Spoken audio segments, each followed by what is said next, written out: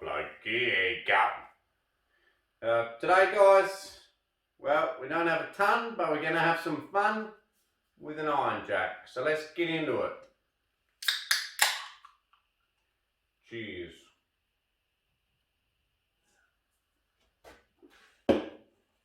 Okay guys, today we've got what I've nicknamed the Sumo Olive, and today we're going to give it a trim, have a bit of a look here at what we want to keep, what we don't want to keep, but basically just give it a trim and should be sweet. So let's get into it. Let's have some fun. Good old iron jack.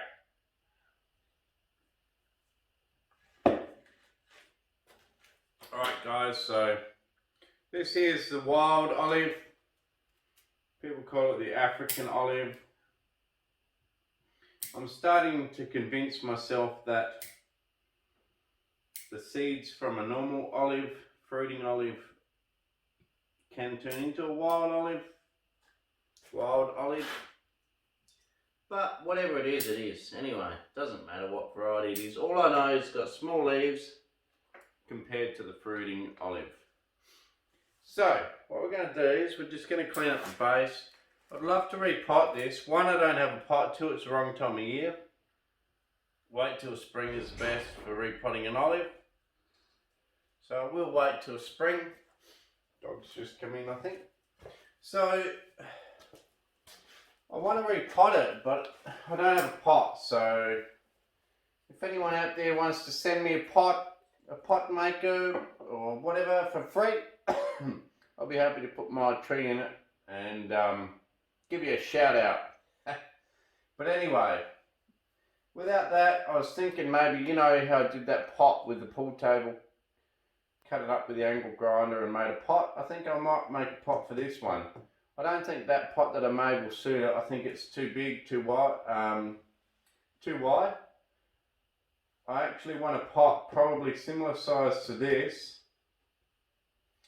bit of wood, and the wood's that thick, so you've got to remember the actual inside diameter, what this tree has to live in is actually really small. For such a big wide base, it actually doesn't have a lot to live in. So anyway, I'm going to probably make one up with a pool table, I suppose, if, you know, on top of the pool table, a slate, if I don't get any offers for a shout out for a bonsai pot, which is fine, you know.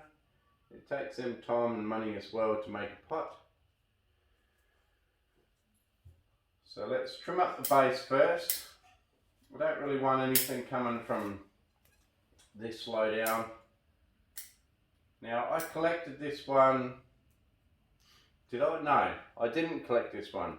This one I bought for $30 already pre-collected, and all I've done is done all the carving and really hollowed it out. I'll put it on Adrian Eggleton's spinning tree turntables, and that way I'll give you a bit of a spin before I trim it, guys, you know, and girls, the 2% of girls that watch my channel.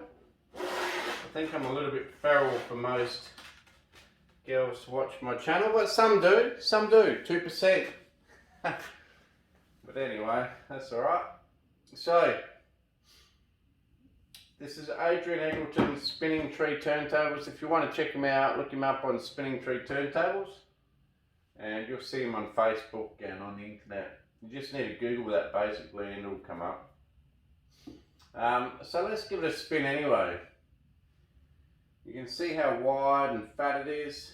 I've hollowed it right out. When I first got this tree, it had a dead section here, but it was all still solid. So I've hollowed it out and created some features in it, and it's pretty cool, really cool actually. So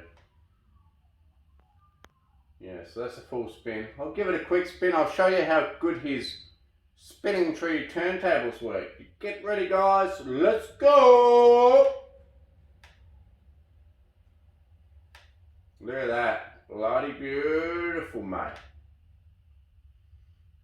Bloody beauty. Okay, so let's get into trimming it. So basically I think I've already cleaned up all the bottom shoots. This pair of scissors is giving me the shits because I think the pin in here is bent. So what I have to do, it runs really good for a bit, and then as this pin spirals around it gets too tight. So I think it's bent. Pain in the butt. So I don't know what to do about that. This is Ryuga, by the way. Ryuga scissors. I mean, they've done me well, you know, I've had this for a long time. That's probably something I did. But anyway, it is what it is. So now let's clean up stuff on the inside of the crotches. This tree, I guess I should start talking about the tree a bit. This olive is in part refinement and part development. So obviously the top here, this is all refinement. So let's get rid of this refinement area. Basically all you're doing here is chopping back to a couple of nodes so that you have a short but believable transition in the branching or divisions of the branches. So basically where it's already developed and we just need to ramify, things will just be cut back to a short shoot where it can then divide back to another two. And if you can see 3 from any one spot, try and get rid of 1 and put it back to 2. But yeah, basically once you get to this refinement sort of stage, as this top is, all you're doing is cutting really to the outside silhouette, but also leaving a few nodes, however many nodes you need for a short little bit. Could be, because the nodes are so close together, it could be anywhere from 2 nodes to 5 nodes, and any's fine as long as the length of the shoot. I'm more worried about the length of the new shoot before it divides again, rather than the how many nodes. How many nodes is not really that important. How many nodes doesn't matter at all. It's how long that shoot is until then it divides again. You want it to be at least that long. If you have it too short and then it divides, what's going to happen is everything's going to bunch up together and you're going to end up with a clump of shoots. So if you strictly stuck to cutting it back to 1 node or 2 nodes, you would end up on an olive like this, wild olive like this, where it grows branches so close together and so thick, you'll end up with big club foots or whatever. So you're better off leaving it a little bit longer when you cut it. Anyway, so let's get into that. So this is the refinement bit. There's a top and some of these shoots here.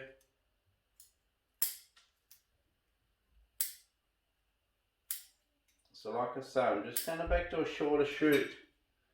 I'm not worried about how many nodes. I don't care about how many nodes. I don't count them. I don't want to count them. I just want to keep it simple. Keep the outside silhouette going. Just cut back to a short little stub. And as time goes on, the canopy of this will get wider and wider and a little bit taller and be really cool. But anyway, it's already really cool how it is anyway. This is a really cool olive. So, this one here I'll cut back a bit shorter here. Just long shoots, you just want to cut back to a nice short shoot. So here we got 3 or 4. So I'm going to cut this inside one out completely, that's gone. And just keep this one going to the outside. Okay, so if you end up with too many shoots from one spot, you can opt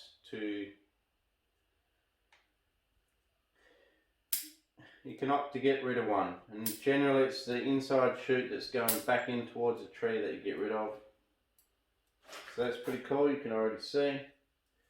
Now, what do we got here?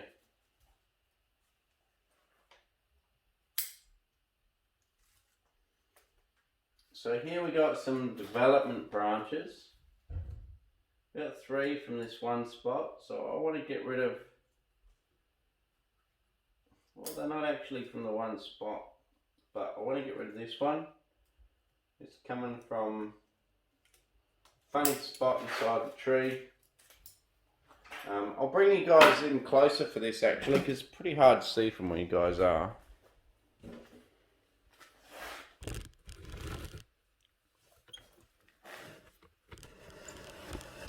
Up and up and up you go, up and up you go. Up and up you go, up and up you go. Alright guys, now before we get into that, let's just have another iron jack.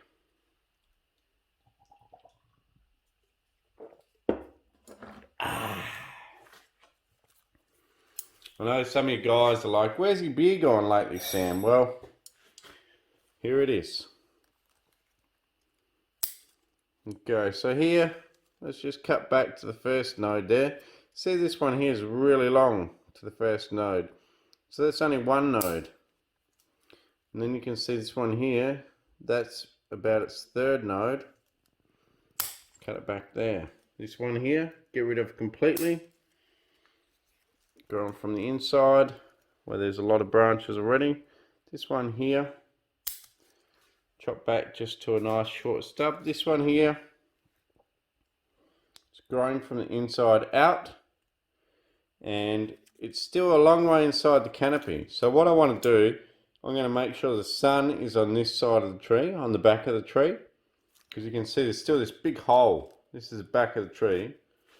Okay, there's still this big hole in the back of the tree. And I've purposely let these shoots grow really long last year to try and get some growth back there. So now what I'm going to do to deal with that is I'm going to cut them back to a decently long bit, but not so long that the straight bit then when it gets older will look silly. Because the thing is, where I've cut them to, they'll divide as long as I keep the sun here on this side. And eventually when the canopy's right out here, I'll just spin it to the side. Eventually when the canopy's right out here, you're not going to care that there's a straight little section in there, because this is an evergreen. And not to mention that, you know, it's quite believable that you would have a little straight section like that in there. Okay, and same here. You can see this is a big fat branch down here. And same here. I'm going to leave a fair bit of straightness to this point and then cut. Let's go to this other one here. This one here. I'm going to get rid of that one because there's another one behind it. You can't see yet, but there's another one behind it, so I'll get rid of that. Okay. You'll see this one. Well, I don't know if you can. There's this little one here behind it, and that comes from that big fat branch there outside. So that's going to be that one. Keep an eye on this. See these little spider webs? It could be spider mite. Keep an eye on it. Make sure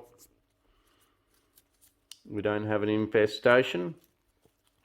Spider mites are okay to deal with as long as you get to them before they cause too much trouble. Olives, you know, obviously are pretty hardy anyway. It's not a big deal, but yeah, keep an eye on your trees.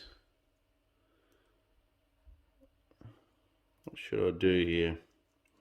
Might actually cut that one back just one shorter, because that will give you a better direction for this little dormant bud right here, that little black dot, and then that will shoot out this way, fill in this big area here. So it's probably got another year or two before it fills in there. You would think it will grow out pretty strong early on. Then I'll cut it again, and maybe by the end of next summer, this will start to fill in pretty good. Okay, so there's a big hole we've still got to fill. See all the carving that's gone on through here. That was one big solid trunk. I think they're pretty good. So inside all these branches, right, there is leaves, a few little shoots, okay, that you could cut off and clean it up like that if you wanted to. But I find what happens over time is that those little shoots and those leaves, because they're so small inside of this tree, they end up not getting enough sun and dropping off anyway, going yellow and dropping off. You know, they're right on the inside. Just get rid of this one shoot here off the trunk. They're right on the inside and they don't get a lot of light. They end up getting weak and dying off anyway. So if you give it time and just worry about the outside of the tree, the inside branches die off naturally. So in time, you'll get a mature look to the tree without having to put in the effort. So for more lazy people like me, it will save you putting in the effort of cleaning that all out now. I could spend an hour or two. I mean, bonsai is fun and trimming the trees fun, but if you've got heaps of trees like me and you need to get through them, sometimes trimming every individual baby shoot like that isn't necessary, because over time, like I say, things that get shaded out on the inside of the tree end up dying anyway, and it'll naturally, you know, ramify to 2 shoots per location, and a lot of those inside baby shoots on the crotches will end up dying, and you don't even need to trim them out. But if you want to, and you want to be pedantic, you can get in here, you can trim them all out, clean it all up perfect. It's up to you. But for me, I've got to get inside and have tea. It's been a pretty short video, but you know, hopefully you learned a little bit. As you guys know, I love my olives. I love working on them. I'm always working on my olives. I've got plenty of them.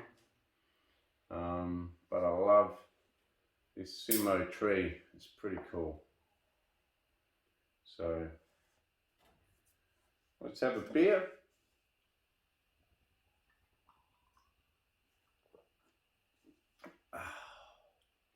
Bloody beautiful.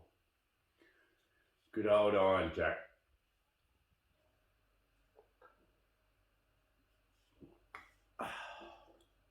Man, that's nice. It's real nice.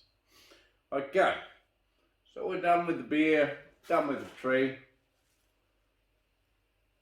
And if some of these branches don't end up, it's gone anyway, finished. If some of these branches don't end up dying off from lack of sun, we can come back in later and chop them back, okay? So I'm trying to show you guys the lazy man's method of bonsai. People that are more time restricted, or, you know, basically don't want to put in, or lazy, time restricted or lazy, basically. And I'm lazy. Time restricted, well, yes and no. I am, but I'm also a very lazy man. And I find this method to work pretty well. The tree shades itself out in the middle, that dies off, and in the end you end up with nice divisions and ramification anyway. And I got proof of that in some of my older trees that I've got that I've had for 10 years doing it the same way. So for now guys, that's it. We'll give you a spin right now, maybe in a second, but cheers for watching Aussie Bonsai Bloke. I can't have a sip because it's gone. But cheers for watching Aussie Bonsai Bloke. Please like, share, subscribe. Tell your mates about the channel. I hope you enjoyed the trimming of the sumo tree here. And yeah, that's about it. So just a bit of an overview. We've done some refinement trimming on the outside, and we've got some coarser, thicker, straighter branches on the inside here, and we're going to keep the sun on that side so that these can develop better and fill out that side of the tree, and then it will be a beautiful, you know, outside silhouette of the tree. So she's coming along really well. A lot of trimming and stuff, you know, a lot of trimming, and the carving's doing really well. Looks good. Hollow trunk, some live veins around the place. Anyway, pretty cool. Alright, so let's give you a quick spin, and I'll catch you next time. Cheers, thanks for watching, enjoy your comments. Please comment, guys. As I've been putting out more and more videos, I think I've been getting less and less comments per video, which is fine, because at the end of the day I've been doing one every couple of days. But, you know, keep commenting, keep liking, sharing, subscribing.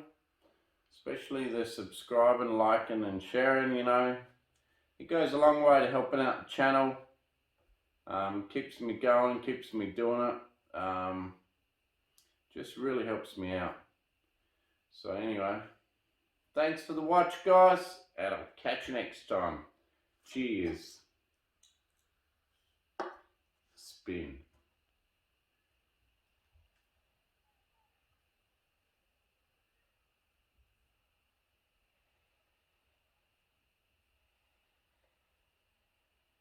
And I'll just give you a bit of a close-up of the deadwood.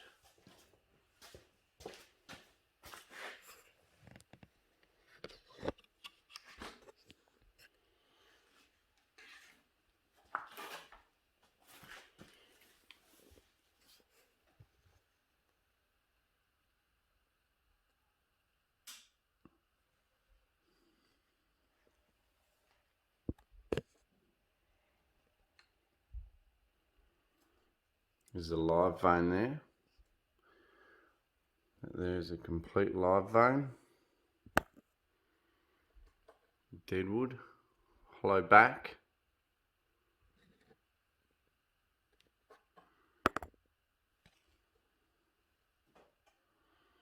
Up to the top. Got to do a little bit of work on that stub there. Okay. A few live veins here. Bit of deadwood there.